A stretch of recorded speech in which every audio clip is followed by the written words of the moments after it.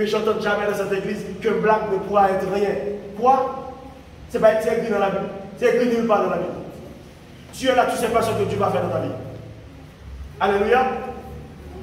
Tu ne sais pas ce que tu as réservé pour toi dans ce pays.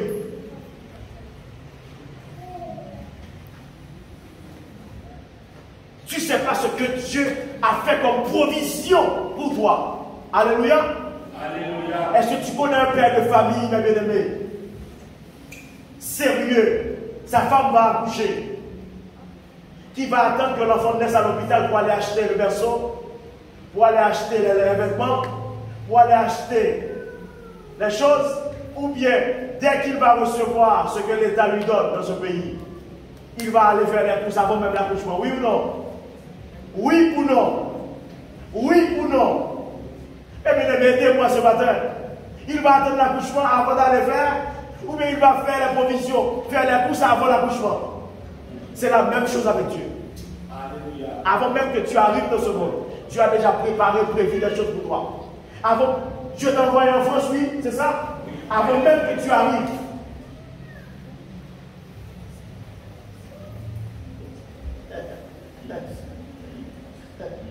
Dieu a déjà préparé des choses pour toi. Mais tu dois le comprendre, tu dois avoir la révélation de ces choses pour comprendre cela. Maintenant, pour te positionner devant Dieu, pour pouvoir découvrir, entrer dans ces choses.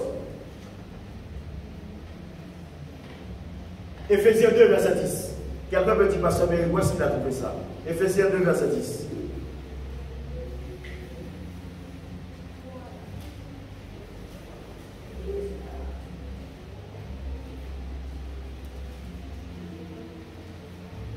Éphésiens 2, verset 10.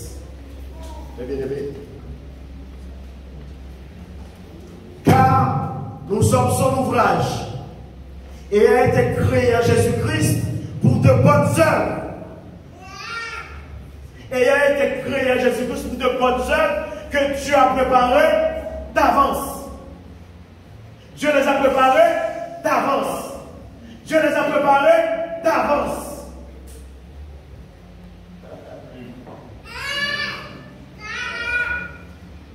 Afin que nous les pratiquions. Il y a des choses que Dieu a préparées d'avance pour ta vie. Alléluia. Alléluia. Pendant que tu es là, tu es sans papier, tu penses que ta vie est finie. Dieu est en train de regarder tout ce qu'il a préparé pour toi. Il voit que tu es un petit roi. Amen.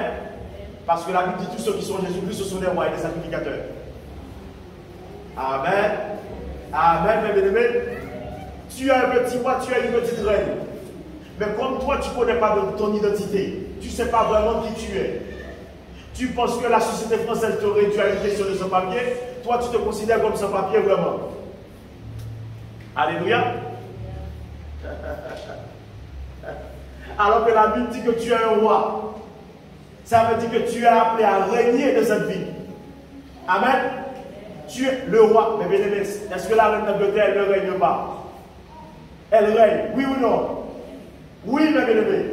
Donc, si la Bible dit que nous sommes des rois, nous sommes appelés à régner aussi dans la vie. Au nom de Jésus.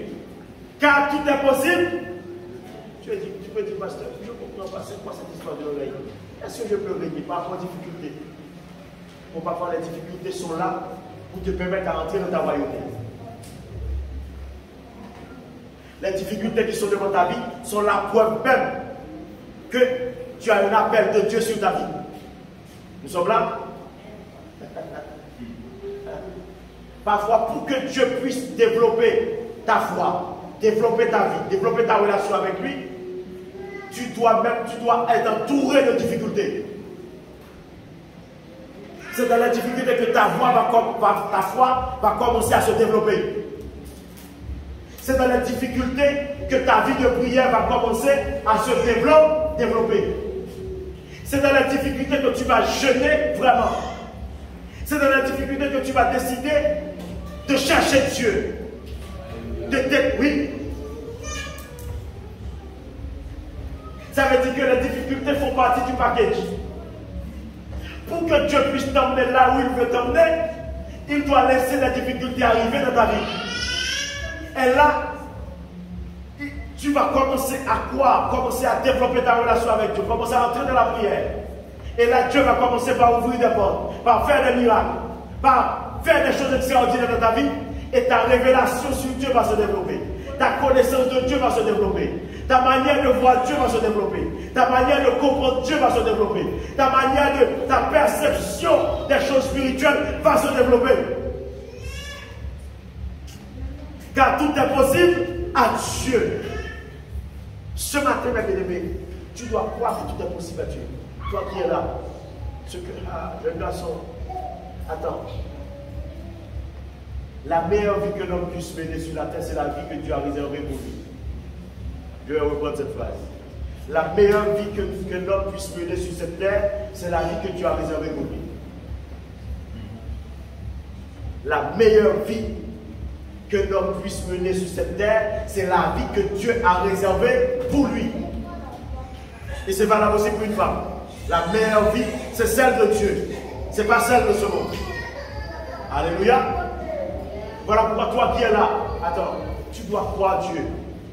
Pour ton corps, tu dois croire Dieu. Pour ton âme, tu dois croire Dieu pour ton esprit. Ça veut dire, tu dois croire Dieu dans le domaine spirituel, tu dois croire Dieu dans le domaine matériel. Alléluia. Alléluia, mes bien-aimés. Alléluia.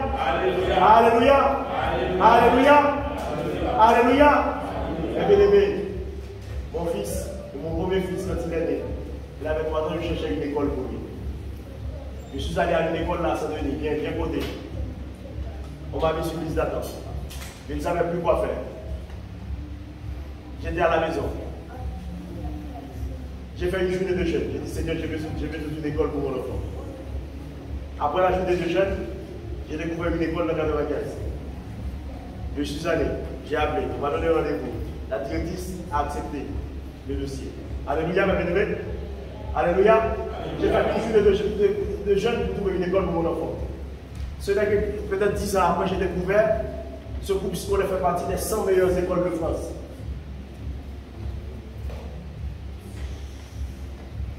Dieu m'a envoyé dans cette école, mais je ne savais pas, je cherchais une école. Alléluia. Alléluia. Mais je ne savais pas, je n'avais pas en tête cette histoire de classement.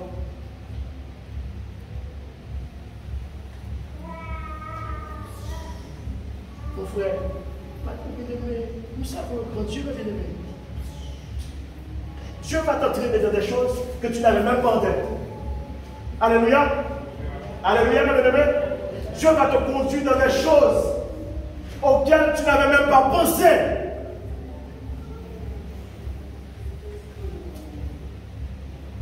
Après, il va te permettre de découvrir cela pour que tu puisses lui rendre gloire et reconnaître que Dieu fait un chemin.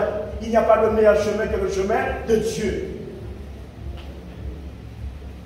Que tu cherches Dieu, mon frère, jeune garçon, où tu dois être dans la prière. Alléluia. Jeune fille, si tu n'es pas dans la prière, quelle vie tu auras dans ce monde? Alléluia.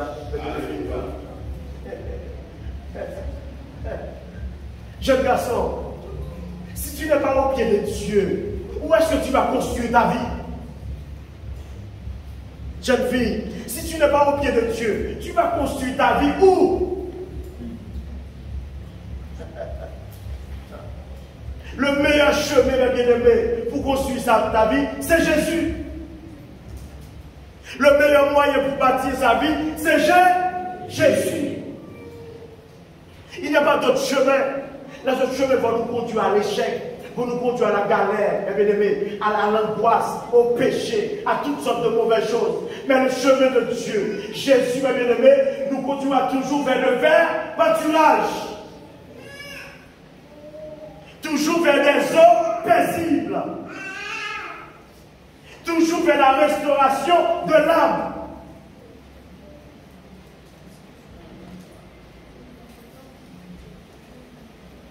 Jésus, Jésus, Jésus. Le chemin, mes bien-aimés, pour notre vie, c'est Jésus. C'est Jésus.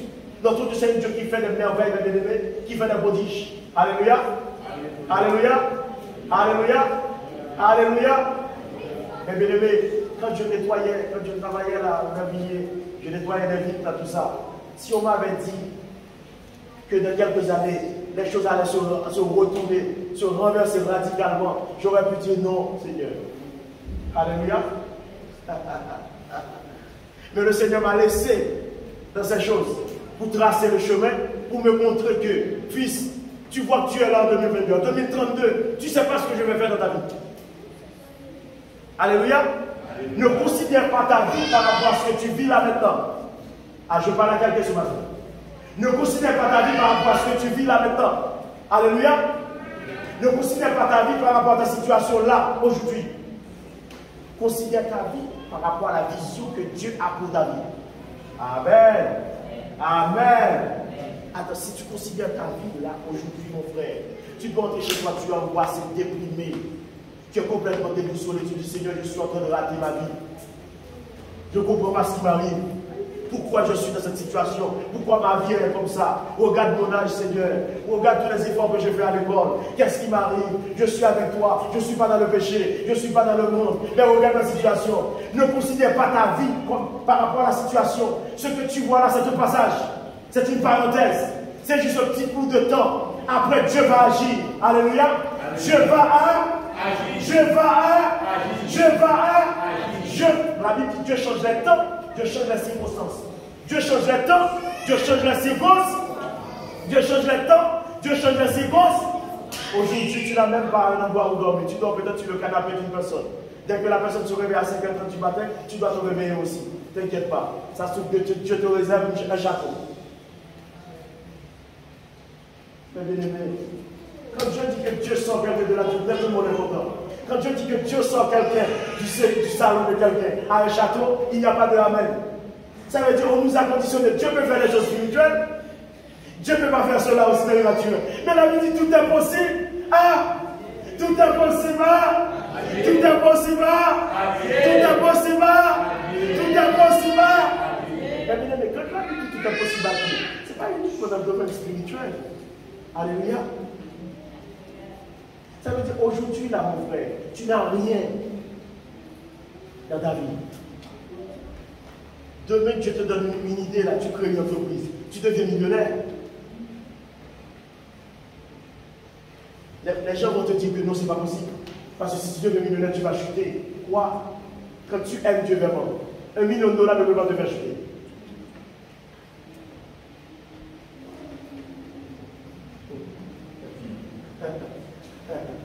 Quand tu découvres qui est Dieu vraiment, quand tu sais ce qui est caché dans ce Dieu-là, ce n'est pas une position qui va te faire chuter. Alléluia. La Bible dit tout est possible. Ah, tout est possible. Ah, tout est possible. Ah, tout est possible. Ah. Aujourd'hui, tu as agent de sécurité. Tu travailles pour quelqu'un qui te dit que dans 10 ans, tu n'auras pas ta propre boîte de sécurité. Les gens vont venir faire la queue sous la neige pour s'inscrire.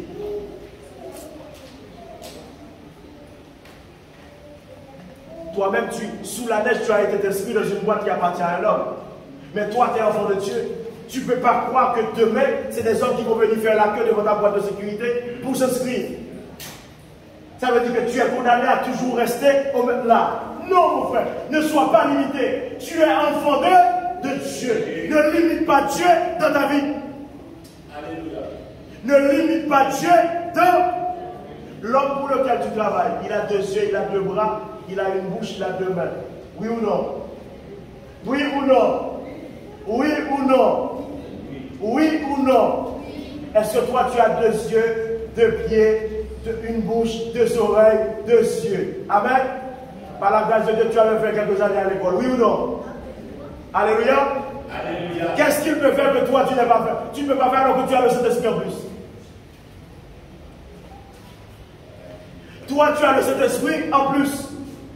Alléluia.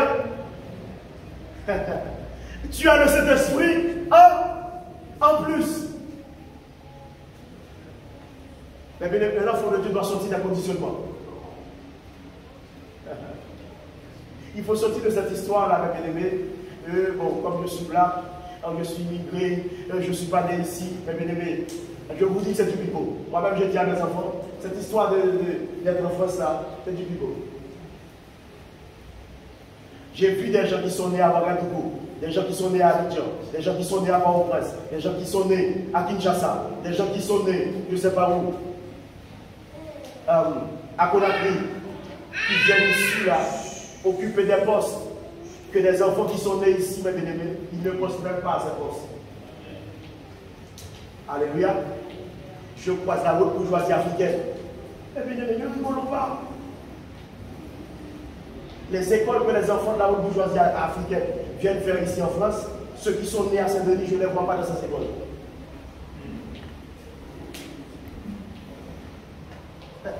Ils sont nés ici. Leur manager là,